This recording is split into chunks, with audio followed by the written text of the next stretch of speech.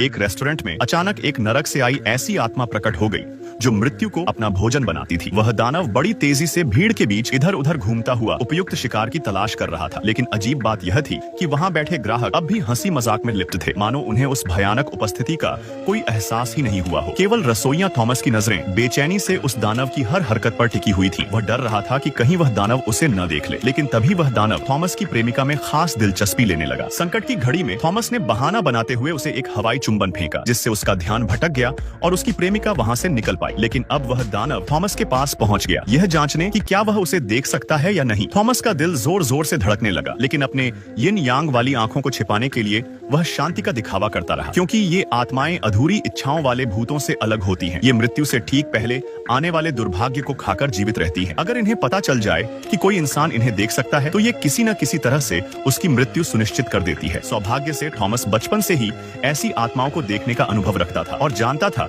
कि कैसे उन्हें अनदेखा करने का नाटक करना है। अपनी बेहतरीन अभिनय क्षमता से वह इस बार की भी परीक्षा में पास हो गया, लेकिन खतरा टला नहीं था। जैसे ही उसकी प्रेमिका ने अपनी सीट छोड़ी, दानव ने फिर से उसका पीछा करना शुरू कर दिया। वह उसे अंतिम शिकार बनाने ही वाला था कि तभी एक आदमी, एक सूट पहने व्यक्ति दरवाजा खोलकर अंदर आया। उस व्यक्ति के शरीर से उठती मृत्यु की गंध ने दानव को मंत्र मुग्ध कर दिया और वह तुरंत अपना लक्ष्य बदल बैठा। थॉमस को समझ में आ गया कि किसी भी बड़ी त्रासदी के पहले ये आत्माएं जरूर दिखाई देती है, क्योंकि इनकी गंध आपदा को पहले ही भांप लेती है। सूट पहने उस व्यक्ति के दिमाग में भरे शैतानी विचार इतने भयंकर थे कि एक नहीं बल्कि कई दानव उसकी ओर खींचते चले आए। वे सभी उसकी आत्मा के अंधकार को और अधिक भड़काने लगे। थॉमस ने इससे पहले इतनी बड़ी संख्या में दानवों को एक साथ कभी नहीं देखा था। यह तय था कि अब इस छोटे से शहर में भयंकर नरसंहार होने वाला है। वह जान गया कि यह आदमी कोई भयानक योजना बना रहा है। थॉमस उसका पीछा करते हुए एक शॉपिंग मॉल तक पहुंचा। वह आदमी जैसे ही एक कोल्ड ड्रिंक शॉप में गया और 2 बकेट मिठाइयां ली, सभी दानव वहीं रुक गए और थॉमस की उपस्थिति को महसूस करने लगे। थोड़ी देर विचार करने के बाद उन्होंने मानो किसी आदेश का पालन करते हुए नरक के द्वार खोल दिए और एक एक कर उसमें समा गए। थॉमस को समझ आ गया कि मामला बहुत गंभीर है। वह स्कूटर पर सवार होकर सूट वाले आदमी का पीछा करते हुए एक दूरस्थ केबिन तक पहुंचा। जब वह आदमी घर से बाहर गया तो थॉमस ने ताला तोड़कर अंदर प्रवेश किया। अंदर सब बिखरा पड़ा था। मेज पर रखे एशत्रे में 3 अलग अलग ब्रांड की सिगरेटें थीं, जिससे साबित होता था कि उस आदमी के और भी साथी थे। तभी अचानक कमरे में एक ठंडी लहर चली और एक कमरे के अंदर से आत्माओं की कराह सुनाई देने लगी। बर्फीली हवा ने सारा वातावरण जमा दिया। थॉमस ने डरते डरते जमी हुई दरवाजे की कुंडी खोली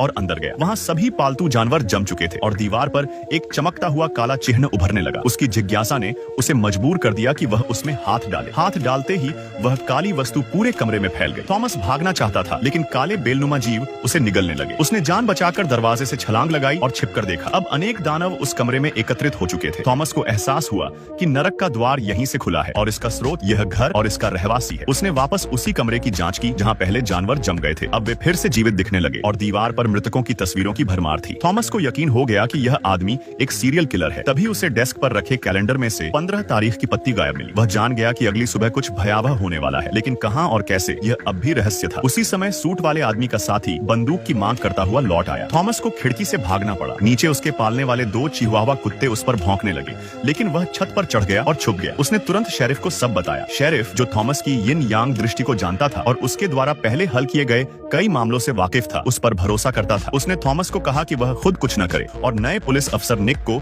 उस आदमी की जानकारी जुटाने भेजा। शेरिफ ने कहा कि वह सूट वाले आदमी पर नजर रखेगा और थॉमस को अपनी प्रेमिका के साथ वक्त बिताने को कहा। लेकिन जैसे ही वे दोनों चर्च की छत पर भोजन कर रहे थे, सूट वाला आदमी वहां पहुंच गया, इस बार बेहद क्रोधित और विकृत रूप में। थॉमस उसे देखकर सहम गया और प्रेमिका को लेकर चर्च के अंदर भागा। जैसे ही वे एक गुप्त दरवाजे से बाहर निकलना चाहते थे, एक यीशु की मूर्ति कांपने लगी और उन्होंने वहां से भागकर स्कूटर पर बैठते हुए जान बचाई। शेरिफ जब वहां पहुंचा तो सब कुछ तहस नहस मिला, लेकिन सूट वाले आदमी का कोई नामो निशान नहीं था। कोई उंगलियों के निशान भी नहीं थे। हो सकता है जो थॉमस ने देखा वह जिंदा आदमी नहीं था। जैसे ही वह अपने घर लौटने लगा, थॉमस को कुछ बिना चेहरे वाले भूतों ने घेर लिया। ये आत्माएं किसी अनजानी शक्ति से अपनी पहचान खो चुकी थी और थॉमस से मदद की गुहार लगा रही थी। वे उसे उठाकर एक जगह ले जाने लगे, लेकिन तभी पीछे से गोली चली और आत्माएं मारी जाने लगी, मानो कोई उसी दर्दनाक हत्याकांड को दोबारा जी रहा हो। थॉमस भी उस दर्द को महसूस करने लगा। लेकिन फिर भी आत्माएं उसे बचाने के लिए उसे एक बिस्तर पर लिटा गई। अगली सुबह वह अचानक जाग गया। यह सब सपना नहीं था बल्कि आत्माओं की चेतावनी थी। वह तुरंत एक बॉलिंग एली पहुंचा जहां उसने सपने में देखी आत्माओं की वर्दी जैसी वर्दी पहने कर्मचारियों को देखा, लेकिन वहां कोई आत्मा नहीं थी। यह तय था कि घटना वहां नहीं होगी। तभी उसे अपनी साथी ब्लैक गर्ल की बात याद आई जिसने एक डरावना सपना देखा था। वह उसके घर गया और अपनी माध्यम क्षमता का प्रयोग करते हुए उसकी स्मृति में छिपे उस भयावह दृश्य को फिर से उजागर किया। एक प्रयास की भावना से थॉमस जल्दी से जल्दी ब्लैक माई के घर पहुंचता है। वह अपनी आत्माओं से बात करने की शक्ति का इस्तेमाल करके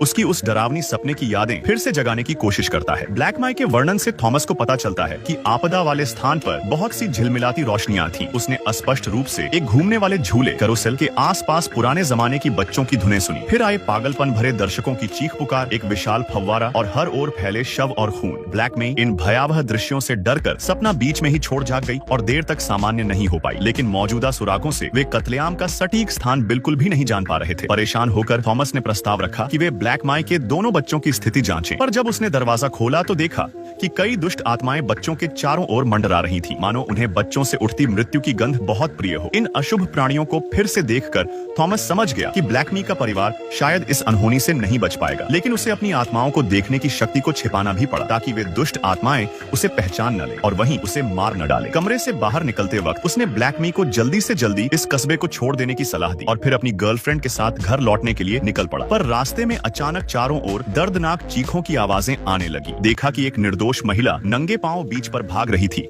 और उसके पीछे दौड़ रही थी दो भयंकर काली शैतानी कुत्तियां। महिला मदद के लिए चीख रही थी, लेकिन तभी वे कुत्ते उस पर झपट पड़े। फिर कुछ गोलियों की आवाज आई और माहौल एकदम शांत हो गया। जब थॉमस मौके पर पहुंचा तब तक बहुत देर हो चुकी थी। वहां एक बंदूकधारी गंजा आदमी जमीन पर घुटनों के बल बैठा पछता रहा था। वह कह रहा था कि वह लड़की को बचाना चाहता था, लेकिन गोली गलती से उसे लग गई। थोड़ी ही देर में पुलिस वहां पहुंच गई। पर अजीब बात यह थी कि निक, जो कि उस लड़की का बॉयफ्रेंड था, बिल्कुल भी दुखी नहीं लग रहा था, बल्कि वह गंजा आदमी ही एक कोने में बैठा लगातार रो रहा था, जैसे कोई बहुत गहरी दहशत उसे जकड़ चुकी हो। थॉमस ने तुरंत कहा कि वह उन कुत्तों को पहचानता है। वे उसी सूट पहनने वाले आदमी की थीं जो दुष्ट आत्माओं से घिरा हुआ था। पुलिस प्रमुख ने यह सुनकर संदिग्ध की तस्वीर निकाली और ऑफिसर साइमन को जांच में लगा दिया। थॉमस ने पुलिस प्रमुख को एक उपहार भी दिया क्योंकि उसे पूर्वाभास था कि वह किसी मुसीबत में पड़ सकता है। पर रास्ते में अचानक ऑफिसर साइमन सामने आ गया। उसे यह नहीं पता था कि थॉमस के पास आत्माओं से संपर्क करने की शक्ति है। वह सोच रहा था कि थॉमस महज अनुमान के सहारे सभी को परेशान कर रहा है और अब तक कोई नतीजा नहीं निकला। बातचीत के दौरान थॉमस की गर्लफ्रेंड ने साइमन की बाह पर एक रहस्यमयी चिन्ह देखा, लेकिन साइमन ने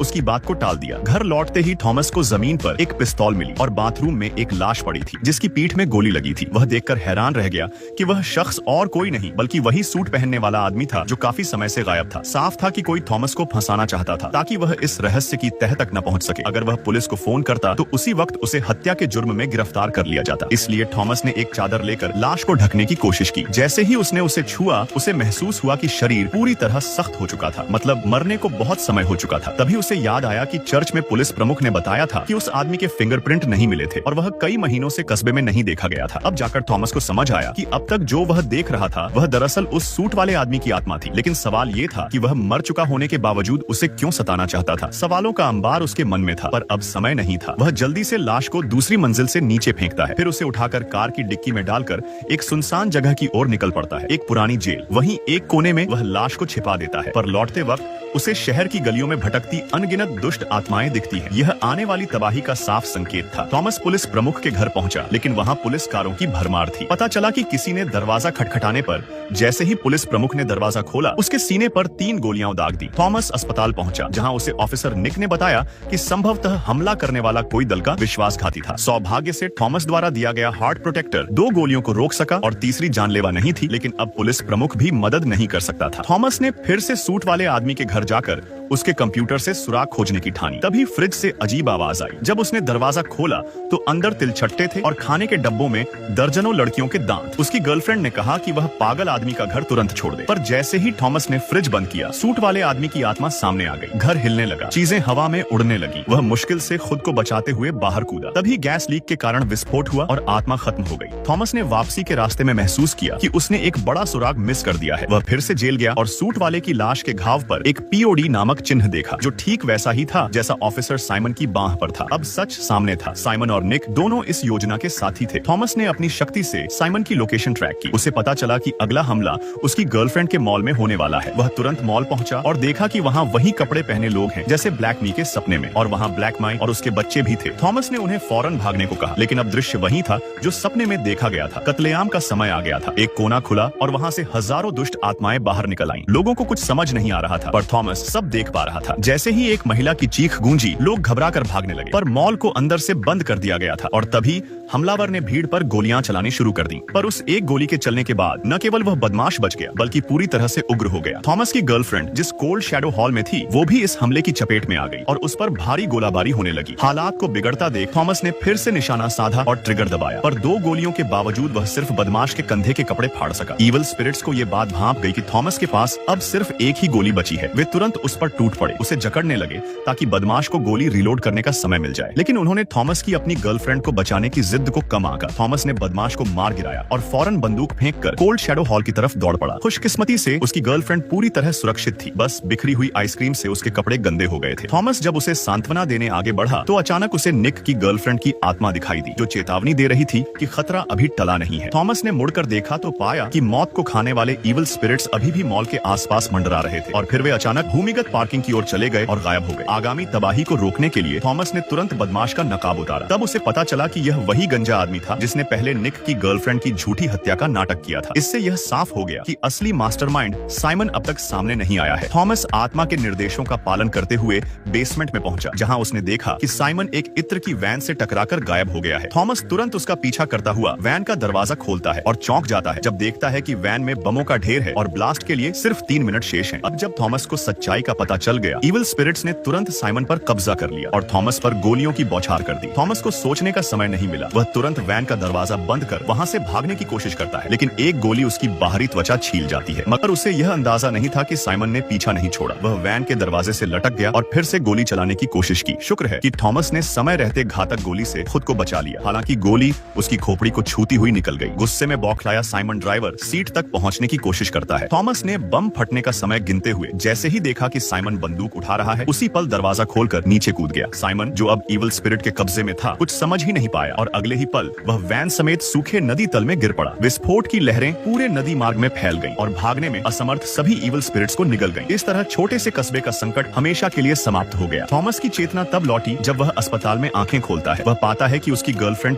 चुपचाप उसके पास बैठी है। उसका दिल एक भावुक गर्माहट से भर गया। थॉमस को इस बात की कोई परवाह नहीं थी कि उसे कस्बे को बचाने के लिए कोई सराहना मिले या नहीं, क्योंकि उसके लिए सबसे जरूरी बात यही थी कि वह अपनी गर्लफ्रेंड के साथ हमेशा रह सके। पर यह शांत और प्यारा जीवन ज्यादा समय तक नहीं टिक सका। एक दिन शेरिफ अचानक उसके दरवाजे पर आया और कहा, थॉमस, तुम अब और ऐसे नहीं रह सकते। अब समय आ गया है सच का सामना करने का। प्रिय, उसने अंततः अपना वजन कम कर लिया है। इस हल्की सी बात ने थॉमस को फिर से ठंडी सच्चाई में लौटा दिया। उसने नम आंखों से अपनी गर्लफ्रेंड की ओर देखा, जिसकी कमीज पर अब भी ताजा खून के धब्बे थे। यह साफ था कि उस दिन वह भी बदमाश के हमले से नहीं बच सकी थी। थॉमस ने अब तक खुद को यह झूठ बोलकर तसल्ली दी थी कि वह जीवित है। उसकी यह जिद उसकी गर्लफ्रेंड की आत्मा को इस दुनिया से जाने नहीं दे रही थी और उसे प्यार के इस पिंजरे में बांधकर कस्बे में रोके रखा गया था। भले ही थॉमस को यह स्वीकार करना कठिन था, पर सच्चाई यही थी कि उसकी गर्लफ्रेंड अब इस दुनिया में नहीं थी। शायद उनकी किस्मत में साथ रहना लिखा ही नहीं था, मगर थॉमस कभी भी उन बिताए गए खूबसूरत पलों को नहीं भूलेगा। उसने वादा किया कि वह अगली जिंदगी में भी उसे ढूंढ निकालेगा, चाहे उन्हें फिर से प्रेमी बनने का मौका न मिले। वह उसे हमेशा चुपचाप संरक्षित करता रहेगा। कहानी के अंत में उसकी गर्लफ्रेंड की आत्मा को शांति मिल गई और वह थॉमस की निगाहों के सामने तितलियों में बदलकर प्रेम की दुनिया की ओर चली गई। और थॉमस, उसने छोटे कस्बे को छोड़कर अपनी आत्मा देखने की शक्ति के जरिए गर्लफ्रेंड के पुनर्जन्म के चिन्ह ढूंढने की यात्रा शुरू की, चाहे उसे हजारों नदियां पार करनी पड़े या लाखों रास्ते।